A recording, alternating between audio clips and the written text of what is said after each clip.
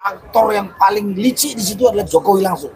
Sudah begitu terstruktur, sistematis dan masif.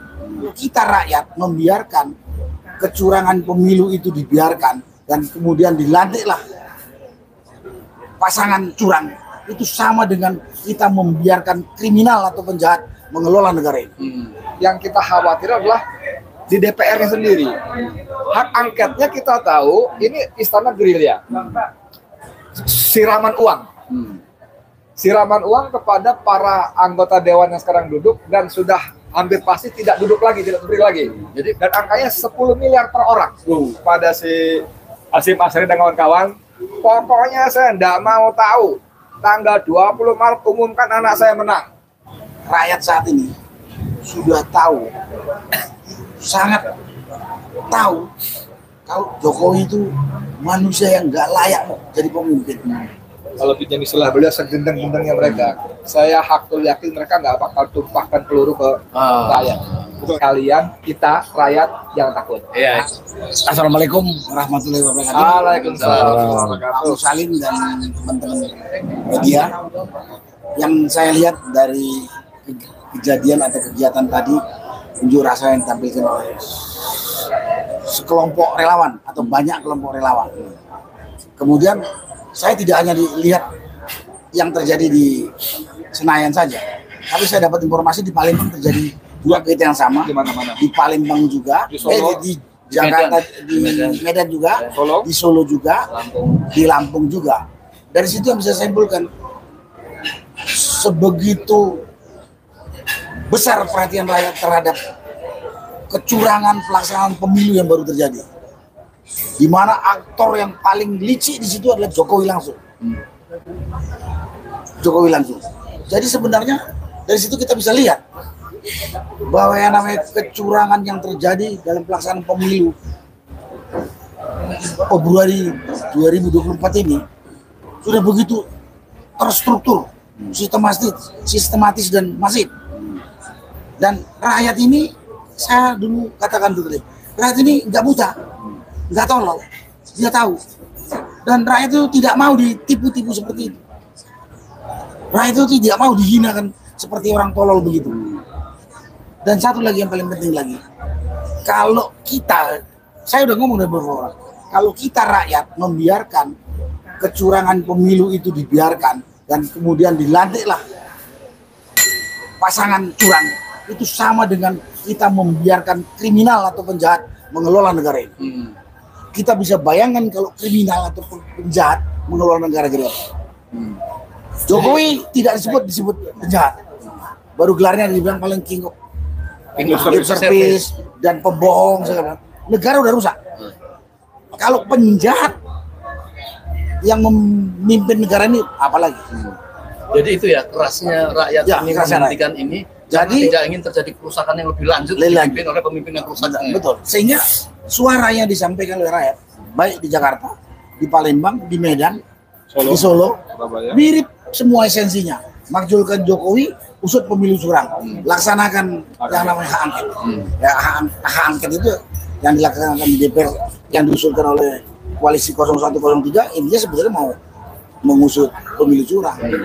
Ya mungkin dia sampai kemakjulan Jokowi karena nggak percaya kepada pemenang yang dihasilkan dengan cara curang.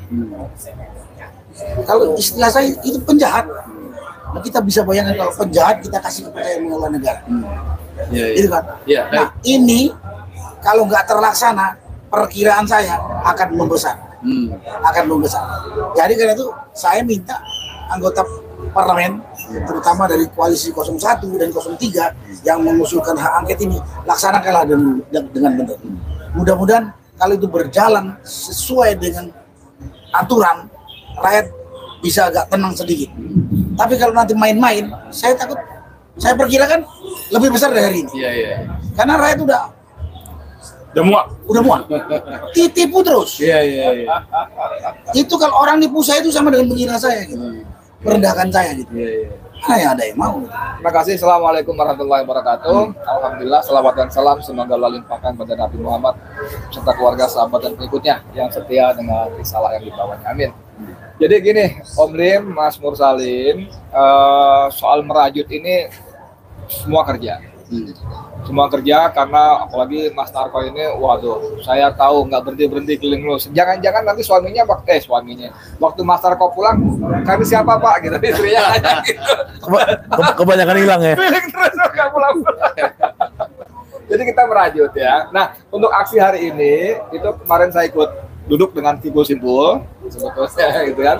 Kita atur begitu rupa dan seperti kata Ganda tadi ini sudah satu organize yang modern, sudah bagus ya. Dan satu penting yang saya perlu laporkan juga pada senior ini, mereka kemarin sepakat tidak rusuh dan memang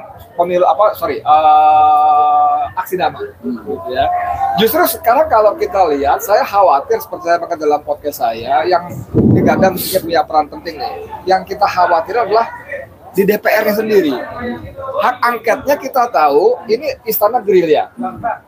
Secara terbuka bisik-bisik kita ketahui mereka mendekati PKB ya. Mantan sekjennya udah bicara mendelegitimasi ya. Lalu mereka juga bergerilya ke PKS, bergerilya langsung kepada Nasdem ketua umumnya. Dan yang kemarin saya dengar, saya sampaikan dalam podcast saya, ada ini Ganda, siraman uang kepada para anggota dewan yang sekarang duduk dan sudah hampir pasti tidak duduk lagi, tidak berdiri lagi. Jadi bukan ke partai ini, perorangan. Ya pasti partainya juga diamankan, tapi perorangannya diamankan juga, dan angkanya 10 miliar per orang. Gila ya. Saya terkejut, beberapa udah mendengar tapi saya tahan diri.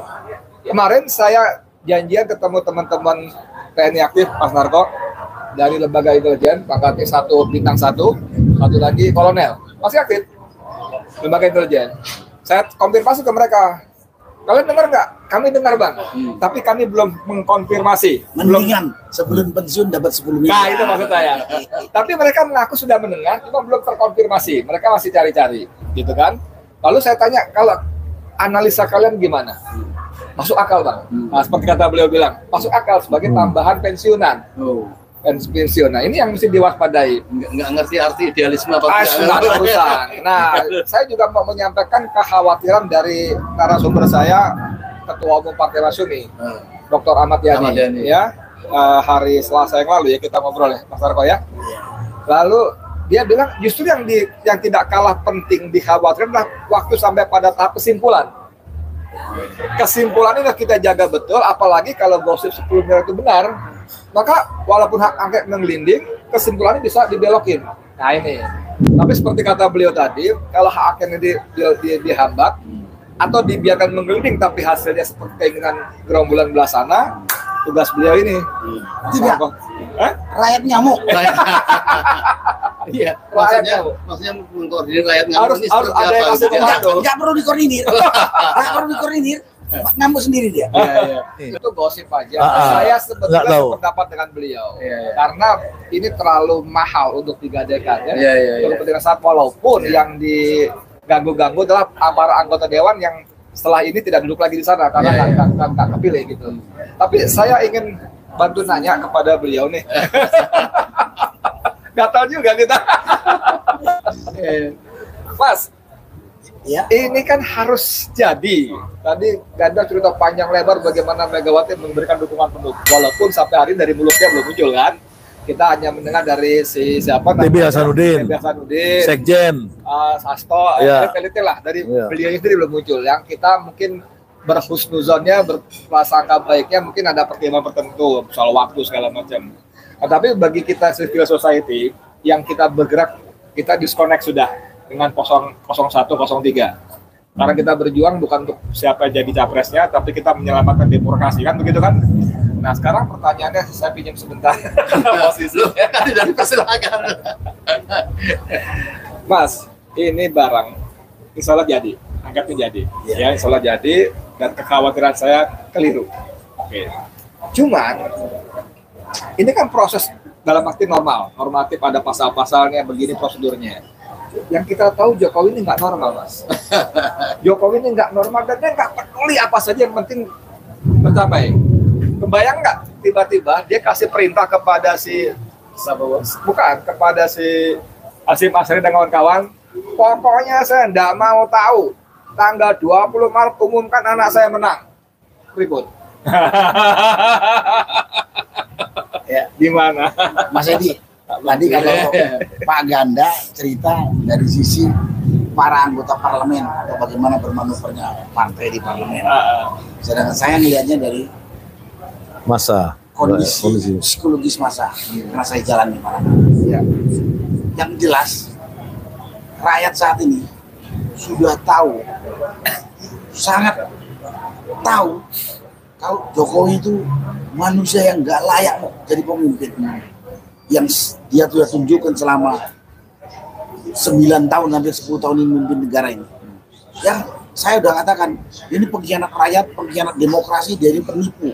Dia ini manusia tidak punya malu. Dia nggak punya malu. Terakhir ini lebih parah lagi, dia tampilkan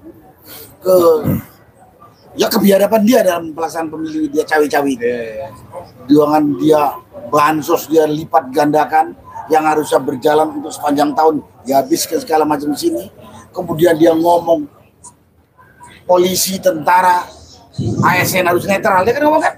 Tapi fakta di lapangan saya punya bukti banyak. Dia gunakan aparat desa, dia gunakan polisi bagi-bagi bansos. Ada juga oknum tentara saya lihat yang main gitu. Jadi rakyat itu udah tahu. Makanya gerakan hari ini terlihat di beberapa kota. Saya masih berharap apa yang disampaikan oleh Pak Ganda tadi, proses pelaksanaan hak angket itu berjalan, itu bisa meredam atau sedikit menahan kesabaran rakyat. Kalau dia berani seperti yang dibilang Mas Edi tadi, bodoh amat, pokoknya KPU akan dipintakan, ya siap juga dia harus menanggung risiko. Kalau istilah Pak Harto kemarin saya ngomong, rumput di bawah itu udah kering banget loh kok. Lejen Suwarno, kering banget. Sedikit ada percikan, bak katanya habis. Saya juga berpikir seperti itu. Ya silakan, silakan karena memang gitu suasana hati rakyat. Selama ini masih banyak lah yang dipegang oleh rakyat. Tokoh agama, tokoh masyarakat. Tenang dulu, proses yang berjalan. Apakah dengan kemarin 02 sudah pesta kemenangan, itu sebetulnya sudah mau meledak itu. Tapi kita itu udah semua etika. Terus dibilang gini, sabar, yang punya hak secara hukum mau menang kalah itu KPU. Biar aja dia mau mengklaim menang kayak sertifikat gila. Jadi rakyat masih tekan. Tapi kecurangan tuh udah kasat mata kok. Jadi kalau nanti Jokowi berani memerintahkan KPU gitu, ya kita lihat nanti. Yang mati Jokowi atau rakyat? Saya bentar. Lagi. Mas, itu kalau kita balik ke zaman Pak Harto kan negarawan. Iya. Hari itu APRI masih solid sama dia. Iya. Polisi masih solid sama dia. Iya. Ya kan? Birokrasi masih solid sama dia. Tapi karena beliau negarawan, beliau pilih mundur. Menyelamatkan Indonesia dari keterjadikan. Begitu juga Gus Dur. Banyuwangi itu pasukan berani mati untuk Gus Dur, tapi mereka mundur karena Gus Dur memilih lengser. Yang satu ini kan nggak peduli. Nah, analisis saya, bukan saya, dia merasa di backup oleh TNI Polri. Analisa saya, dia merasa karena udah kasus segala macam tuh. Nah, saya mau minta Mas Narko sebagai senior, kasih nasihat sama adik-adiknya pripun baiknya. Oh, saya mengimbau gitu. Iya dong. Kalau saya diminta menghimbau, ya saya mengimbau kepada jajaran TNI dan Polri, bersikaplah sebagai aparat negara yang profesional, aparat negara yang profesional. Kalau aparat negara itu politik yang dipegang adalah politik negara, bukan politik yang dijalankan oleh pemerintah. Politik negara itu bagaimana menjaga soliditas negara, menjaga keamanan negara, menjaga stabilitas negara. Itu politik negara. Tapi kalau kemudian politik pemerintah, kepentingan kelompok dia yang dijaga, di backup, jadi TNI dan Polri jadi pengkhianat rakyat. Jangan seperti itu. Akan dicatat sejarah dan punya dampak yang kita nggak tahu kapan terjadi. Kalau sempat tentara saya katakan keluar dari patronnya sebagai aparat negara. Saya ingin menyambung Mas Narko yang saya minta kasih nasihat buat junior-juniornya. Saya merasa bahwa Jokowi kepedean. Di samping tadi ketidaknormalan dia, ya kan? dia masih merasa di backup pertama TNI Polri. Tapi se-backup-backupnya TNI Polri, se-backup-backupnya. Kalau pinjam istilah beliau segendeng-gendengnya mereka, saya hakul yakin mereka nggak bakal tumpahkan peluru ke rakyat. Betul ya Bang ya? Oh iya dong. Ya itu nggak akan mungkin ada. Pada Kalau waktu iya. kita misal rame-rame menggrup DPR jutaan gitu, mereka pajang pansor, pajang meriam dalam macam itu cuman perang urat saraf aja. Kita yang bahkan kalau bisa menghadirkan jutaan itu malah TNI bisa berbalik gitu ya, minimal gitu ya. tutup mata lah. Jadi jadi saya mau ingetin aja bahwa puncak kesombongan kekuasaan akan seperti beliau bilang tadi akan menjadi semakin mempercepat kejatuhannya. Itu aja saya bilangnya. Jadi saya mau bilang Amin ya rabbal alamin. Karena TNI Polri segeblek-gebleknya dan saya rasa mereka nggak geblek ya, nggak bakal nembakin rakyat. Kalian, kita, rakyat jangan takut. Dia akan disumpahin oleh anak, bini dan keluarganya. Ya, saya berdoa rakyat